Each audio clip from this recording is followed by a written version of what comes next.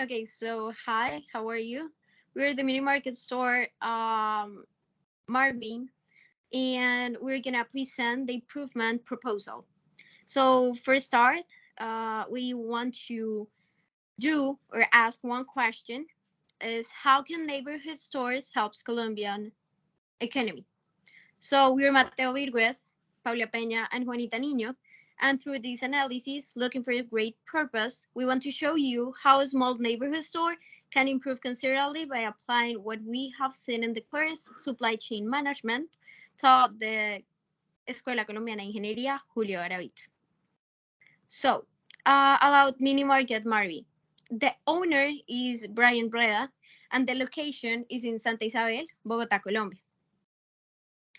It's important to note that shopkeepers are part of the retail trade, constitute a key distribution channel for the socioeconomic status.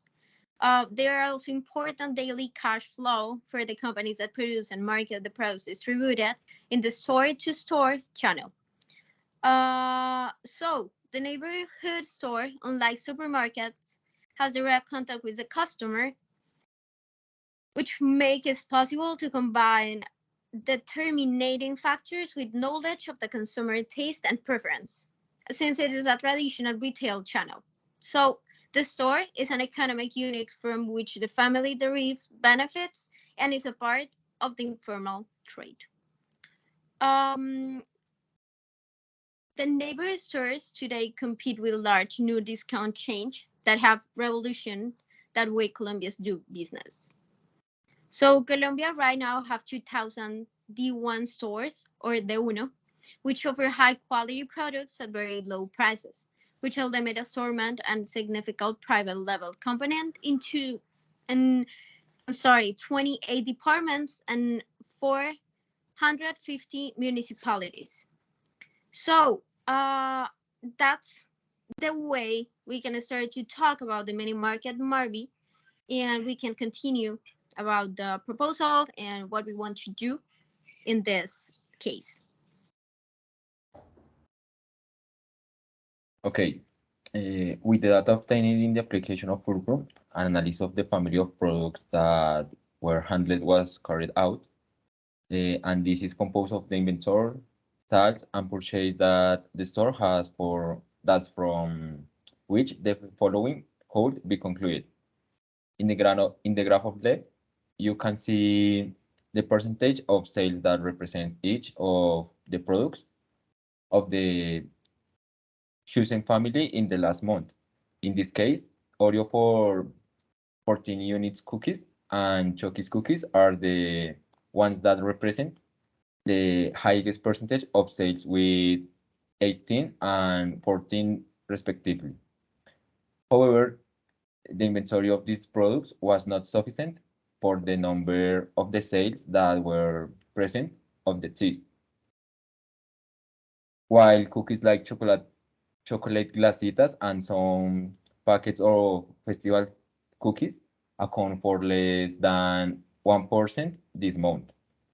On the other hand, in the graph of the right, we can see the stock at hand that the supermarket had of each product, where Moo cookies are the product with the highest number of units, in total 47, while cookies such as Whopper Noel, Dukes, Lemon Glacitas, among others, had less 5 units in inventory.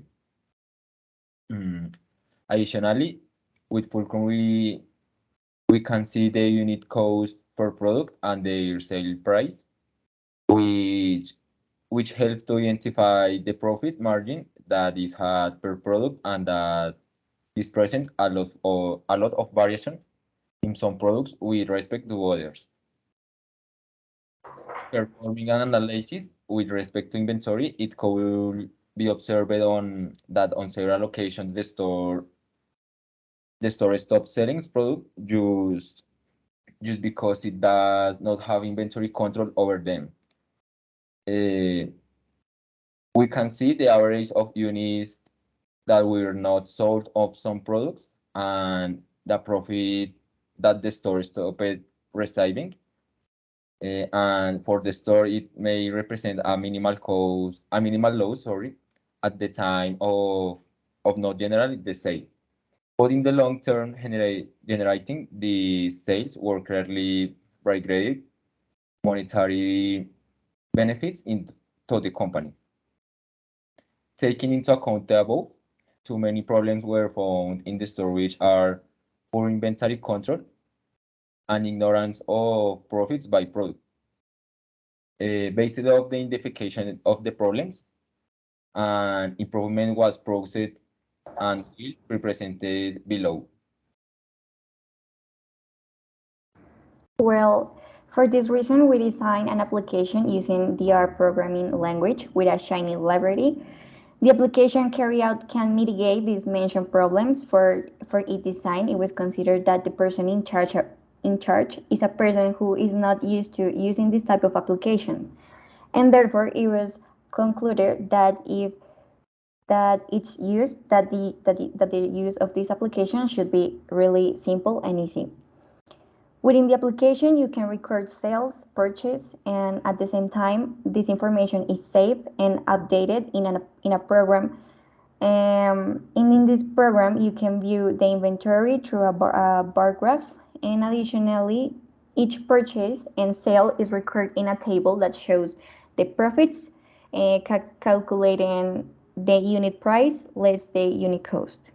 So next, I will show the operation of this application. The application shows the amount of inventory that there is per product and can be seen when a product purchase or a product sale is registered. Likewise, profits can be calculated by product category in this table. Okay, to start, you have to press the purchase button, and as you can see in this form, you can add a product, the number of products that you are buying, and the cost per unit of each product. To add sales, you have to press the sale button, and the products that leave the inventory are registered too. In this form, you can also add the product, the number of products that you're selling, and the price per product. As you can see, every time a purchase or sale is added, the inventory is updated in real time, allowing the seller to identify the available inventory and to organize and schedule to their purchase when they see they are running out of products. At the same time, they can quickly identify what is the cost per unit and what is the profit they receive for each type of product. Okay, we're going to add a new product this time.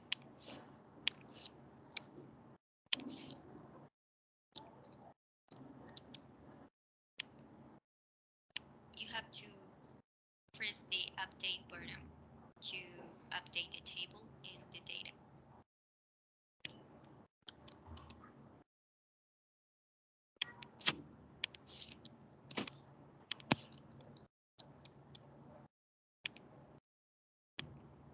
Okay, as you can see, the table and the data are updated again.